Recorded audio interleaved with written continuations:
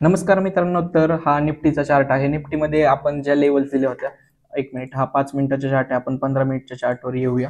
तर हा निफ्टीचा 15 मिनिटचा चार्ट आहे. जर सकाळी मार्केट ओपन झालं 22,070च्या आसपास आणि मी सांगितलं होतं त्याच्यावरती जर मार्केट सस्टेन राहिलं तर आपण बाईंग साईडसाठी ट्रेड घेणार, आणि जर डाऊन साईडला आलं, या लेवलच्या खाली जर आलं 22,021, तर आपण डाऊन साईडला ट्रेड घेणार आहोत. तर आपले तिथे दोन्ही टार्गेट हिट झाले, प्लस अपसाईडचं पण टार्गेट आपलं हिट झालेलं आहे. आणि की तिन्ही टार्गेट, म्हणजे जे पहिलं टार्गेट होतं 22,065, सेकंड टार्गेट होतं 22,127 आणि थर्ड टार्गेट होतं 168, ते ब्रेक करून सुद्धा ऑल टाइम हायला टच केलेलं आहे. तर बघूया की बँक निफ्टीमध्ये काय झालेलं आहे.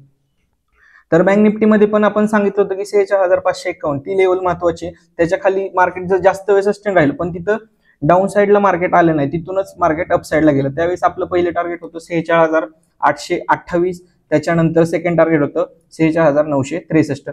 तर बघूया आता उद्या मार्केटमध्ये काय होऊ शकतं. तर उद्या फ्रायडे, तर 46,919 हा बँक निफ्टीने क्लोज दिलेला आहे आणि आपल्या एसएमसी लेवलमध्येच क्लोज दिला आहे.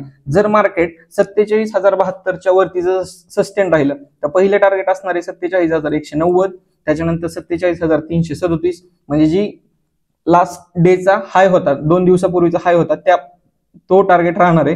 त्याच्यानंतर राहणार आहे 47,440 आणि लास्ट टार्गेट असणार आहे 47,560.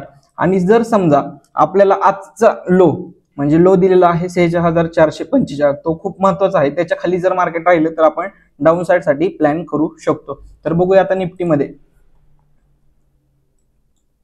तर निफ्टीने क्लोज दिला आहे 22,217. तर ऑल टाइम हाय पासूनच मार्केट रिव्हर्स फिरला आहे.